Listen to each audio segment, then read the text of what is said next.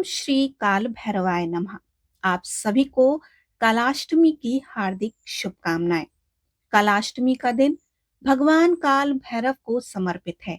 इस दिन उनकी पूजा करने से नकारात्मक शक्तियां दूर होती हैं और जीवन में सुख समृद्धि आती है। काल भैरव को काल का देवता भी कहा जाता है, इसलिए इस दिन उनकी पूजा करने से काल भय दूर होता है और दीर्घायु का वरदान भी आपको प्राप्त होता है। ऐसी मान्यता है कि कालाष्टमी के दिन की गई पूजा से व्यक्ति के सभी पाप नष्ट हो जाते हैं। कालाष्टमी के दिन भगवान शिव की विशेष पूजा की जाती है। शिव को काल का देवता माना जाता है, इसलिए इस दिन कालाष्टमी का नाम पड़ा। इस दिन काल भैरव की पूजा अर्चना करने से मृत्यु का भय समाप्त हो जाता है। कालाष्टमी के दिन सच्चे मन से पूजा पाठ करने से रोगों से भी छुटकारा मिलता है और परिवार के समस्त जन भी स्वस्थ और सुखी जीवन व्यतीत करते हैं।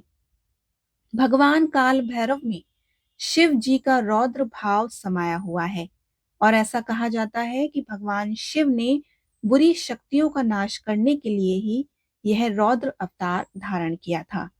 भगवान काल भैरव सभी नकारात्मकता और बुरी शक्तियों से अपने भक्तों की रक्षा करते हैं। इस दिन भगवान शिव की पूजा करने से सभी पापों से मुक्ति मिलती है। कालाष्टमी के दिन शिव की पूजा करने से जीवन में शांति और समृद्धि और सुख की भी प्राप्ति होती है। कालाष्टमी पर कुत्तों को खाना खिलाने की भी प्रथा है, क्योंकि काले कुत्ते को भगवान भैरव का वाहन माना जाता है, इसीलिए उन्हें भोजन देना काफी शुभ माना जाता है। कुत्तों को इस शुभ दिन पर दूध या दही खिलाया जाता है और कालाष्टमी की शुभ तिथि पर काशी जैसे हिंदू तीर्थ स्थानों पर ब्राह्मणों को भोजन खिलाना भी बेहद शुभ और अत्यधिक लाभकारी माना जाता है। माना जाता है कि इस दिन पूजन और व्रत करने से जातकों को तंत्र मंत्र का असर भी नहीं होता है। कालाष्टमी के दिन शुभ दिन भगवान शिव के काल भैरव स्वरूप की आराधना की जाती है। इस दिन प्रातः जल्दी उठकर स्नान आदि करके व्रत का संकल्प लें। इसके बाद मंदिर की साफ सफाई करें। भगवान काल भैरव को प्रसन्न करने के लिए उनकी मूर्ति के सामने सरसों के तेल का दीपक प्रज्वलित करें। पूजा के समय भगवान काल भैरव का स्मरण करते हुए श्री काल भैरव अष्टकम का पाठ करना अत्यंत शुभ माना जाता है। इससे भगवान की कृपा आप पर सदैव बनी रहती है। इसके बाद भगवान को धूप, काले तिल, दीपक, उड़द, सरसों के तेल अर्पित करें और काल भैरव को हलवा, मीठी पूरी, जलेबी का भोग अत्यंत प्रिय है। कहा जाता है कि इनका भोग लगाने से भगवान प्रसन्न होते हैं, इसलिए इस दिन इन चीजों का भी भोग अवश्य लगाना चाहिए। इसके बाद अंत में श्रद्धा पूर्वक भगवान की आरती करें। ध्यान रखें कि इस दिन काल भैरव भगवान के साथ साथ भगवान शिव भी विधि विधान से आपको उनकी पूजा जरूर करनी चाहिए।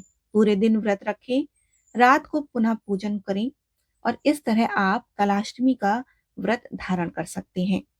कालाष्टमी के दिन व्रत और काल भैरव जी की विधि पूर्वक पूजा अर्चना करने से सभी प्रकार की नकारात्मक शक्तियां, भय और शत्रुओं से मुक्ति प्राप्त होती है। इस दिन व्रत पूजन करने से जातकों को तंत्र मंत्र से होने वाले बुरे प्रभाव से भी रक्षा मिलती है। काल भैरव की पूजा अर्चना से मनुष्य के जीवन में अकाल मृत्यु का संकट भी समाप्त हो जाता है। इस दिन सच्चे मन से पूजा पाठ करने से कई रोगों से भी छुटकारा मिलता है और परिवार के अन्य सदस्य सुखी और स्वस्थ बने रहते हैं। कालाष्टमी के दिन विशेष रूप से आपको ये उपाय जरूर करने चाहिए। कालाष्टमी के दिन किसी कुत्ते को रोटी खिलाने से आपको विशेष फल की प्राप्ति होगी और आपके बिगड़े हुए काम बनने लगेंगे। अपनी मनोकामना पूर्ण करने के लिए कालाष्टमी के दिन से लेकर 40 दिनों तक लगातार काल भैरव जी के दर्शन करने चाहिए। इसी दिन किसी जरूरतमंद व्यक्ति की सहायता अवश्य करें। कालाष्टमी के दिन असत्य नहीं बोलना चाहिए। माता पिता अपने गुरुओं का अपमान नहीं करना चाहिए। इस दिन व्रत रखने वाले भक्त नमक का सेवन ना करें और इसके बदले आप सेंधा नमक का सेवन कर सकते हैं।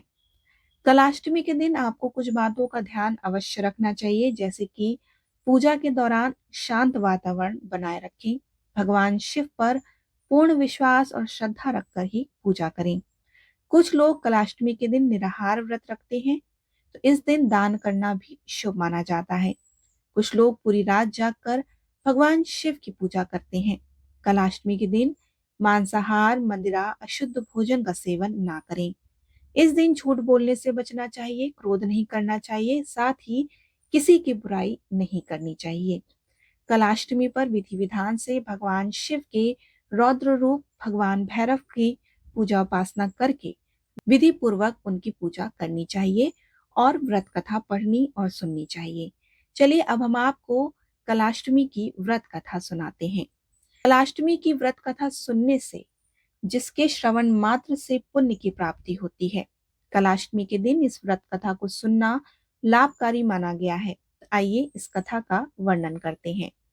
पौराणिक कथा के अनुसार एक बार ब्रह्मा, विष्णु और महेश इन तीनों में श्रेष्ठता को लेकर विवाद छिड़ गया। बात इतनी बढ़ गई कि इसका समाधान खोजने के लिए सभी देवताओं को बुलाकर बैठक की गई, जिससे सभी से यही प्रश्न पूछा गया कि ब्रह्मा, विष्णु और महेश इन तीनों में सबसे श्रेष्ठ कौन है। इस पर सभी देवों ने अपने अपने विचार व्यक्त किए। इन विचारों का समर्थन शिव जी और विष्णु जी ने तो कर लिया, परंतु ब्रह्मा जी ने शिव जी को क्रोध में आकर कुछ अपशब्द कह दिए, जिस पर शिव जी को क्रोध आ गया और फिर शिव जी ने उस क्रोध में अपने रूप से भैरव को जन्म दिया। आपको बता दें कि भगवान भैरव का वाहन काला कुत्ता है। उनके हाथ में छड़ी है। इस अवतार को महाकालेश्वर और दंडाधिकारी भी कहा जाता है। शिव जी के इस स्वरूप को देखकर बैठक में मौजूद देवता भी भयभीत हो गए।